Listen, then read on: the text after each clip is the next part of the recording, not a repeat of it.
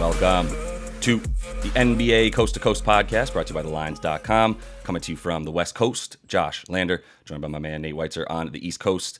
And Nate, we have a one-game Thursday night slate here after there were 13 games, 26 teams playing in the NBA last night on a Wednesday. We are down to Dallas at Detroit. -8 for Dallas in this one. We'll talk about that in a sec. As you mentioned, Detroit seems to play every time there's just a one-game slate in the NBA. Weird scheduling this season so far. I believe the Spurs and Lakers have played 19 times already, so a lot of weird stuff going on. But we'll get into all of that and this. We've also got a player props video to choose from this game, 4 props for you from this game. And then we also have a sort of early season, let's say a third of the way through MVP discussion, some of the top candidates there and some potential juice that you could lay down and get back if you want to put down some money on some MVPs right now. So, Nate, let's go ahead and just get right into this slate, which is one game, and talk about Dallas at Detroit. Yeah, I don't understand why you're going to have a standalone game on December 1st with no college championships or anything going on, and you're going to make it Detroit. But here we are. We know Cade Cunningham's out. Jaden Ivey questionable. And since Cade went down with that shin injury, Detroit's lost 10 of 12, but just like they were at the end of last season with Cade, just covering in half their games. So good luck betting a spread right here. They have only covered once at home in that span, but the over is a little bit more of a trend to look at, I guess. 7 and 3 to the over in their last 10 here at home. At home, their defensive rating is what you want to look at, is 120 this season versus 112 on the road. Pace about the same either way.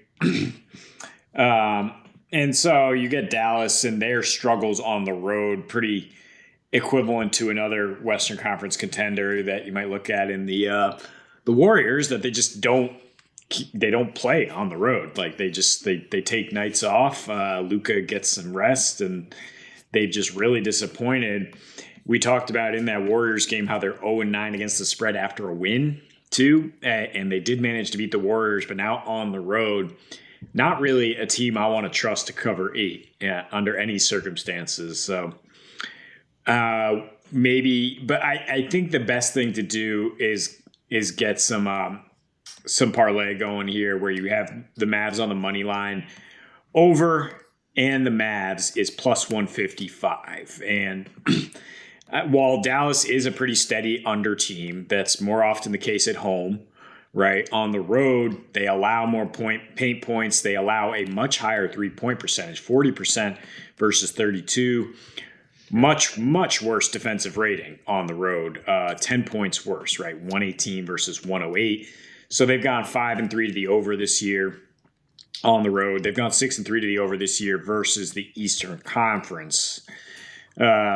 And they just gave up 140 points to your sorry Knicks, who just dominated down low. They let the Knicks, not a great 3-point shooting team. Oh, I'm talking about the Pistons now. The Pistons let the Knicks score 140. They let them shoot 46% from 3. They allow a higher percentage from 3 at home. They got crushed on the boards. The starting lineup was just abysmal. Every starter posted a -20 or worse. And Detroit does not guard point guards well at all. They give up the second most points per game to those point guards. So Luka gonna have a field day here probably, as much as he wants to. I mean, it's such a weak opponent that they might even give Spencer Dinwiddie more work, and that's why I'm looking at his props. But he can also go to town here on, Killian Hayes, who I've routinely said is the worst draft pick since Anthony Bennett, we can say, in the grouping of guards that went ahead of Tyrese Halliburton, who's now just posting the most insane assist-to-turnover ratio ever. And I think that Detroit's ability to get to the line, especially at home where they will get a little bit more of a whistle, will help you feel better about the over here. Their awful defense without Ivy, if he doesn't play, it's going to be even worse. You got Marvin Bagley out there at a necessity to try to get some offense, and he is a god-awful defender, especially in the pick and roll. Luka's going to be calling him out all night. Yeah. So I think over 221 is pretty good, and I do expect the Mavs to get on track here on the road, even though they've yet to really show anything. They're 1-4 against the spread as road favorites this season, and 4-12 against the spread as favorites. Not count on them to cover again, but I think I can count on them to win. Yeah. I mean, the thing is like if you think that Detroit can even cover, then it's just one of those weird NBA things on a Thursday night where maybe there's some weirdness. And if you think Detroit can cover, you also think they can win to a degree, right? I know it's a big spread, but Dallas as an away favorite. I mean, we talked about it a little bit, but 1-4 this season, and against the spread, they're failing to cover by 8.5 points. Their margin of victory is minus 3.5 points in these games. They're actually losing these games as away favorites, not even failing to cover the spread, just failing to win.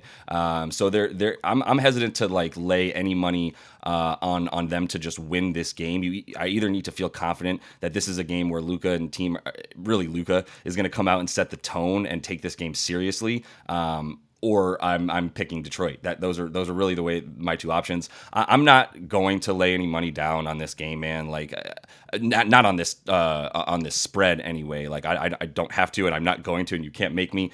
There's other ways to I think bet on this game. If you want to talk about the total, fine. But the thing is, I think Luka is going to have one of those games where he is going to have fun with it in a way, which to me often means assists, potential for a triple double. I think he's going to fill up a lot of the stat line. And I mean, Detroit hasn't been good since Luka's been in the league playing them. He's played them, I believe, 5 times here. And he's averaging, 32 and a half, 10 and a half assists and 9 boards a game in those 5 versus the Pistons. On the road as well, 41 points and 26 points the 2 times he's played there, with a triple double in that 41-point effort as well a few years ago. So it does seem like a team that he likes to dime up, a team that he likes to just sort of have some fun with, because there's nobody that is a legitimate, opponent, like defense to him at all on that team right now. I mean, they do guard small forwards, I guess. Luka's a point guard. He's the size of a small forward, and he can play on the wing like a small forward. He can play down low like a small forward.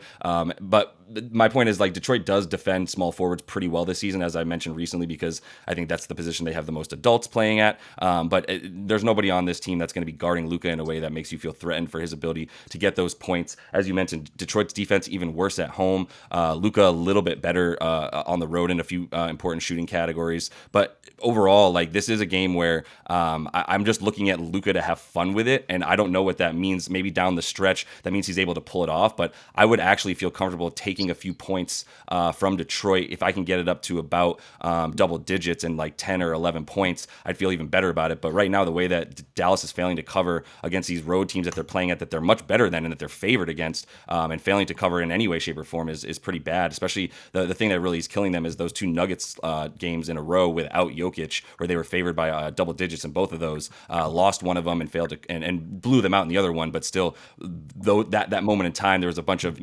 games that they should have won by a lot more on the road, and they failed, and that's where they're at right now. So.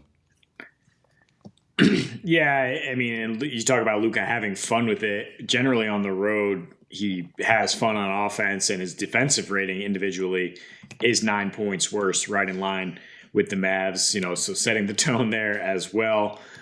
I mean, the defensive rating for the Pistons has fluctuated pretty wildly here.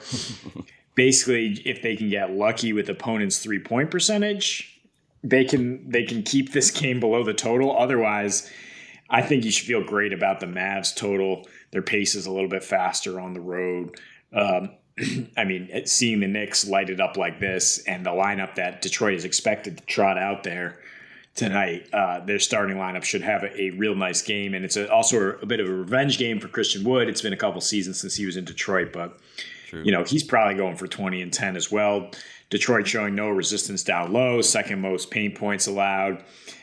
I mean, yeah, you talk about some wonky results possible. I see that more on like a full slate with Dallas, when they just get lost in the shuffle and you're like, Dallas lost to Washington, which, actually is a surprisingly good team. But Detroit, I mean, what have they done to really think that they're capable of pulling that kind of thing off here? I mean, they've lost thrice to the Knicks. They're 3-7 straight up at home.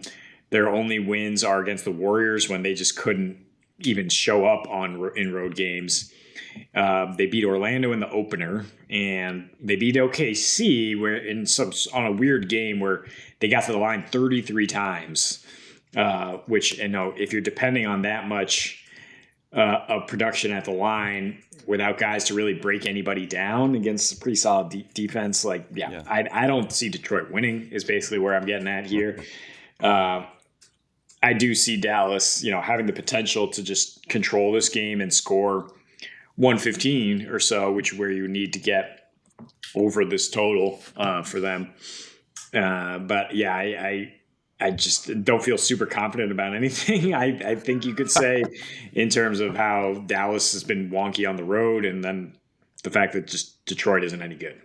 Yeah, look, we've got 4-player props in this game for you. That's where we feel a little bit more confident. We're able to find some reasons for guys to have some things. There's some trends and a few guys out here and there. So there's some things we can rely on a little bit more in that video. We encourage you to watch that one as well. I would go ahead and, as you're saying, maybe take an over on Dallas's team points here at 114.5. And just feel like the defense for Detroit can't hang. But we'll see if Dallas's defense comes along as well. As we said, it's much worse on the road. So that's a big reason for the fear of Detroit being able to cover and why I would feel better about them covering. But Dallas to cover their 114.5 as well, and a few points. Maybe you like the over with that game theory if you feel comfortable enough as well. So that's all the time we have for you in this one. Make sure to like and subscribe to that page. Continue to follow along with us. We'll be back each and every weekday with much fuller NBA slates for you. So until we see you next, happy betting.